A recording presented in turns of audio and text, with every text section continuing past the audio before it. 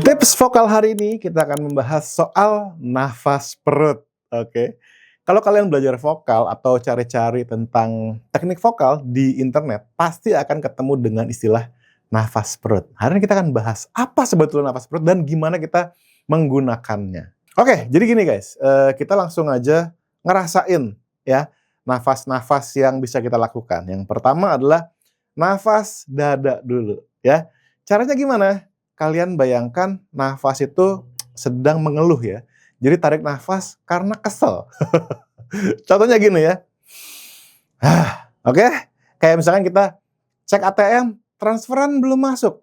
Maka kita nafasnya Oke, indikasinya pundaknya naik, dadanya naik. Itu adalah yang disebut sebagai pernafasan dada. Coba kita cobain dulu sebelum kita lanjutin ya. Rasain dulu. Oke, ambil nafas dada. Buang. Sekali lagi. Ya. Nafas dada itu bukan nafas yang ideal buat nyanyi. Kenapa? Karena dangkal. Kalau kamu tertarik untuk vokal lesson saya, vokal course saya, bisa cek di musikacademy.com berjudul Vokal 101, di mana saya membahas vokal dari A sampai Z. Kalian nggak akan bisa melewatkan semua ilmu pervokalan pokoknya lewat course saya ini. Langsung aja ke musikacademy.com. Nah, selanjutnya nih, nafas perut ya. Bayangkan teman-teman metik bunga, terus dihirup aroma bunganya. Oke?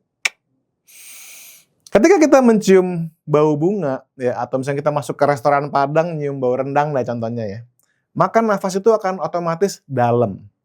Indikasinya gimana? Pundak tidak naik, dada tidak naik. Tapi perutnya mengembang. Sekali lagi coba.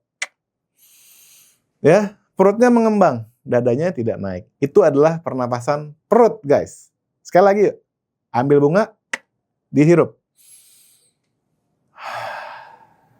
Nah, sekarang teman-teman udah tahu nih, bedanya nafas dada sama nafas perut. Nah, sekarang gimana kita gunakan dalam bernyanyi? Sebetulnya saya lebih suka nafas diafragma. Di mana kita bisa memanfaatkan pernafasan kita secara lebih optimal. Ya. Jadi sekarang kita mulai dengan cara begini. Pertama, kita dahulukan dulu nafas ke perut bagian bawah ya. Kita visualisasikan di kepala kita bahwa udara itu masuk ke perut bagian bawah. Walaupun di perut nggak ada paru-paru, tapi ketika kita memvisualisasikan itu, kita memanfaatkan diafragma kita buat maksimal gitu kontraksinya. Ya, makanya perutnya mengembang karena diafragmanya akan ke bawah. Semua organ di bawah diafragma akan bergeser, bikin perut kita mengembang ya. Kita dahulukan nafas seperti itu, perut. Setelah terisi guys, boleh isi dada ya. Jadi perut dulu, dada, buang dari dada, buang dari perut. Oke, kita lakukan 2 kali lagi ya. Nafas, perut, dada, buang dari dada, buang dari perut. Sekali lagi. Nah, ketika kalian bisa bernafas seperti itu ya, jadi kita isi semua tuh. Nggak cuma bawah doang, nggak atas doang, tapi semua keseluruhan. Nah, itu yang saya sebut sebagai nafas diafragma ya. Itu nafas yang sebaiknya menjadi default kita saat kita bernyanyi. Jadi nafas kita tuh tidak cepat ngos-ngosan, tidak dangkal. Jadi kalian lakukan sampai itu menjadi kebiasaan yang otomatis tanpa harus dipikir. Nah, itu langkah yang pertama untuk kalian bisa nyanyi menggunakan nafas perut atau nafas diafragma ya. Kalian benar-benar sadar kalian menggunakan nafas yang full tadi. Nah, dalam bernyanyi sebetulnya kita nggak perlu ambil nafas banyak-banyak guys ya. Nafasnya normal aja kayak kita ngomong gini. Kan pas kita ngomong kita nggak mikir ambil nafas banyak, enggak ya. Nafas natural aja. Tapi ketika kalian latihan yang tadi, badan kalian akan otomatis by default menggunakan pernafasan yang baik dan tidak dangkal tadi. Atau kalau mau les vokal, baik offline maupun online, bisa langsung cek informasi di bawah sini ya. Di Indra Aziz Vokal Studio, di WhatsApp 08 111 340 507. Oke? Next step-nya adalah merasakan pas nyanyi, gimana rasanya saya tahu saya menggunakan nafas yang benar. Simpel aja, setelah kalian latihan seperti tadi, kita praktekkan dengan cara gini. Ada yang suka menggunakan sedotan. Ini mungkin paling simpel ya. Di rumah kalian mungkin ada sedotan, ambil sedotannya, terus coba tiup.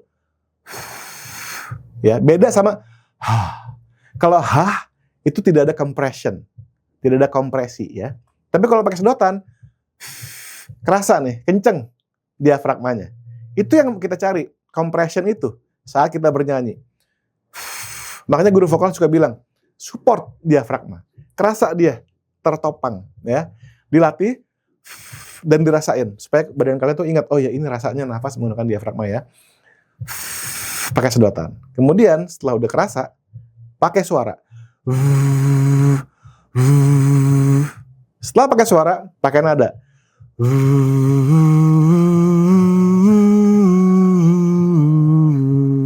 Dicoba beberapa kali sampai kalian ingat rasanya. Kalau udah ketemu, pakai lagu.